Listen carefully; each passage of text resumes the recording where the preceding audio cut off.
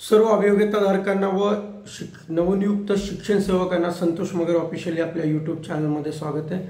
चॅनलला सबस्क्राइब केलं नसेल तर सबस्क्राइब करायला विसरू नका। शिक्षक भरती व शैक्षणिक घडामोडी संदर्भातले अपडेट्स आपण या चॅनलला बघतो। मित्रांनो, विषय तसा वेगळा आहे पण तेवढाच महत्त्वाचा सुद्धा आहे। विषय आहे 3 दिवसाआधी आपल्यामधल्या नवनियुक्त शिक्षका मनीषा दिगंबर घोडके या नवनियुक्त शिक्षकांचं अपघाती निधन झालं। हे अपघाती निधन सर्वांना माहिती आहे, म्हणजे सोशल मीडियाच्या माध्यमातून ह्या ज्या काही बातम्या आल्या, त्याचं स्टेटस अनेक नवनियुक्त शिक्षकांनी ठेवलं। तसेच वेगवेगळ्या सोशल मीडियाच्या माध्यमातून आपण त्यांना भावपूर्ण श्रद्धांजलीसुद्धा त्या ठिकाणी वाहिली आहे। आता विषय आहे नवनियुक्त शिक्षकांच्या ज्या नियुक्त्या झालेल्या आहेत त्या नियुक्त्या झाल्यानंतर अशा पद्धतीने जे अपघात होतात, म्हणजे या अपघातानंतर शासनाकडनं कुठलीही तरतूद ह्या नवनियुक्त शिक्षकांना नाही आहे। म्हणजे सेवा देत असताना 2019 मध्ये कोरोना काळामध्ये आपल्यातले काही शिक्षक बांधव हे त्यावेळेस मृत्युमुखी पडले होते।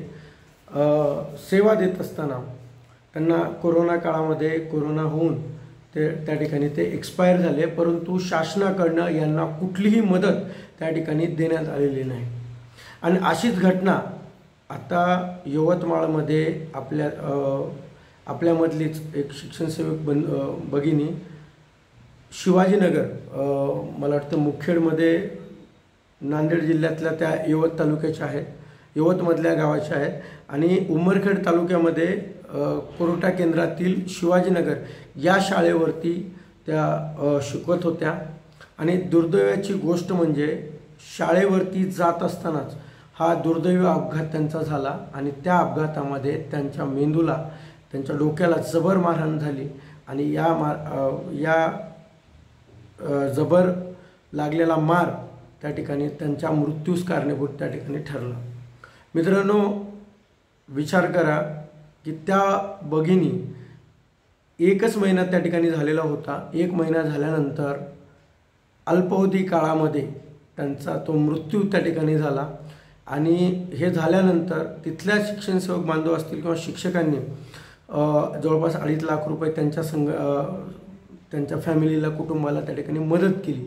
म्हणजे हा विषय आहे आपल्या माणुसकीमधला। माणुसकीच्या नात्याने आपण त्या भगिनीला त्या ठिकाणी आपल्या शिक्षणसेवकांनी मदत केली। परंतु विचार करा, ज्यावेळेस आपण आता शिक्षणसेवक कालावधीमध्ये अनेक शिक्षणसेवक त्या ठिकाणी सेवा देत आहे, सिंधुदुर्ग असेल, रत्नागिरी असेल, अशा अनेक ठिकाणी जर आपण बघितलं, त्या ठिकाणचे डोंगर असतील किंवा तिथल्या अडचणीचा जो भाग असेल, अनेक जंगली भागामध्ये शाळा आहेत, व या ठिकाणामध्ये जर एखाद्याला पावसामध्ये काही झालं, दरड कोसरली किंवा एखाद्या हिंसक प्राण्याने हमला केला, काही झालं किंवा कुठेही, कारण मरण हे सांगून येत नाही, तर कुठेही अशा पद्धतीच्या जर घटना त्या शिक्षणसेवकांसोबत झाल्या तर शासनाचं यावर प्रयोजन काय आहे? काहीतरी पाहिजे। कारण आपण 3 वर्ष शिक्षणसेवक आपण अस्थायी असल्याकारणाने हे कारण देऊन त्या ठिकाणी कुठलीही मदत ही शासनाकडनं होत नाही।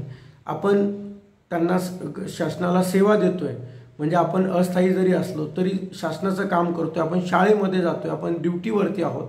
असं असताना सुद्धा शासनाची जर आपल्याला मदत होत नसेल, आपल्या कुटुंबाला जर मदत होत नसेल, तर हा निर्णय शासनाचा कुठंतरी चुकीचा आहे असं मला वाटतं। शासनाने या बाबीकडे गंभीर दखल घ्यायला पाहिजे। ज्या सेवा, ज्या सुविधा या ठिकाणी नियमित शिक्षकाला मिळतात, त्या सुविधा ह्या मानधन तत्वावरती जे आम्ही शिक्षणसेवक म्हणून काम करतोय त्यांना सुद्धा मिळणं हे गरजेचं आहे। त्यांना मेडिकल असेल किंवा त्या ठिकाणी अपघाती निधन जर झालेलं असेल, होत असेल, तर अशा शिक्षणसेवकांना शासनाने एक रक्कम त्या ठिकाणी तरतूद म्हणून करावी आणि त्यांना, त्यांच्या कुटुंबाला त्या ठिकाणी कुठंतरी एक थोडासा का होईना हातभार तो मिळावा, ही सर्व अभियोग्यताधारकांची किंवा शिक्षण सेवकांची मागणी आहेच आहे, परंतु हे कुठंतरी बरोबर आहे. मागे बघितलं की सिंधुदुर्गमध्ये आपल्या एका बांधवांचं अपघाती निधन झालं, असे काही निधन त्या ठिकाणी झालेले आहेत. त्यामुळं यापुढे जर असं काही घडलं तर आपल्या शिक्षण सेवकाला शासन स्तरावरून कुठली ना कुठली गॅरंटी, कुठली ना कुठली हमी त्याला देण्यात यावी आणि त्यांना एका आर्थिक तरतूद जे 20 लाखाची 25 लाखाची तरतूद त्या ठिकाणी शासनाने करावी, जेणेकरून असं अपघाती निधन जर झालं तर अशा उमेदवाराला त्याच्या कुटुंबाला फुलना फुलाची पाकळीचा आधार त्या ठिकाणी होऊ शकतो. कारण काही जे आता नवनियुक्त शिक्षक लागलेत त्यांचं घर किंवा त्यांचे कुटुंब हे त्याच्यावर अवलंबून आहे. जर तो घरचा व्यक्ती, कर्ता व्यक्ती जर गेला तर त्याच्या कुटुंबाकडे लक्ष देणारा कोण, हा प्रश्न त्या ठिकाणी पडतो. त्यामुळं शासनाला विनंती आहे की असे जे गंभीर प्रकार म्हणजे असे जे विषय आहेत तो विषय शासनाने म्हणजे पुढे करून त्या ठिकाणी यावरती निर्णय होणं खूप गरजेचं आहे. त्यामुळं असे निर्णय घेण्यासाठी आपल्या स्तरावरून आपण प्रयत्न चळवळीच्या माध्यमातून करूया. कारण ही बाब त्या ठिकाणी शासनापर्यंत जाणंही खूप महत्त्वाचं आहे.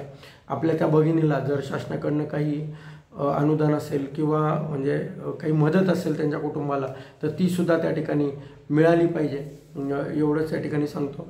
मित्रांनो, विचार करा की त्या महिलेचं, त्या भगिनीच्या मुलीचा त्या दिवशी वाढदिवस होता आणि विशेष म्हणजे त्या भगिनीकडे पैसे नसताना त्यांनी त्यांच्या कुटुंबाकडनं फोनपेवरती पैसे मागून, म्हणजे आपल्या शिक्षण सेवकांची जी काही परिस्थिती आहे ही परिस्थिती तुम्ही लक्षात घ्या की चॉकलेट देण्यासाठी त्या भगिनीकडे पैसे नव्हते, म्हणून तिने आपल्या कुटुंबाकडनं फोनपेवरती पैसे मागितले आणि चॉकलेट घेऊन ती भगिनी शाळेवरती, त्याच्या मुलीचा वाढदिवस होता ते देण्यासाठी त्या ठिकाणी जात असताना हा अपघात घडला.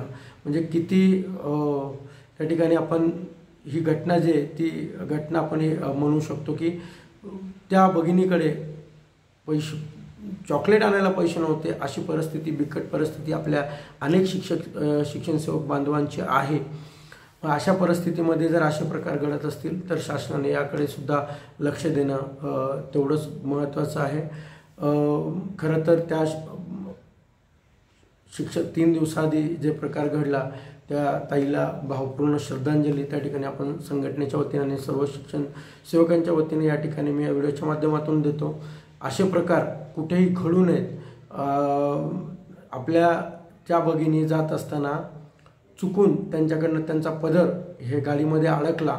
त्यामुळं बाकीच्याही ज्या काही महिला असतील त्यांना विनंती आहे, तुम्ही जर गाडीवर जात असाल तर ती लक्षात ठेवा की गाडीमध्ये तुमचं जे साडीचा पदर त्यामध्ये अडकणार नाही किंवा योग्य पद्धतीनं गाडी चालवून अशा घटना घडणार नाहीत, याची तुम्ही काळजी घ्या. आपल्याही बांधवांना आपण जात असताना, कारण पावसाचे दिवस आहेत त्यामुळं गाडी तुम्ही ज्यावेळेस गाडी चालवत असताना हळूनं गाडी चालवा किंवा कुठे काय होईल, घसरेल सांगता येणार नाही. त्यामुळे ह्या सर्व काळजी ही तुमच्या माध्यमातून तुम्ही सुद्धा घ्या. हा विषय मला खूप महत्त्वाचा वाटला आणि महत्त्वाचा आहेच. त्यामुळं या विषयाकडे शिक्षण सेवक बांधवांनी गांभीर्याने लक्ष देऊन हा विषयसुद्धा आपल्या चळवळीच्या माध्यमातून आपण पुढे घेऊया. आणि यासाठी सर्व शिक्षण बांधवांनी जो काही आपली चळवळ आहे, कारण लक्षात घ्या की अनेक बाकीचे लोक संघटना एकत्र करण्यासाठी आता ते आपल्याला आव्हान करतात, परंतु ज्याचं दुःख त्यालाच माहीत असतं. त्यामुळे हा लढा शिक्षण सेवकांचा आहे आणि तो लढा शिक्षण सेवकच लढतील, एवढंच या ठिकाणी सांगतो. आणि या मागणीला तुमचा सर्वांचा पाठिंबा असेल असं मी गृहीत धरतो. धन्यवाद.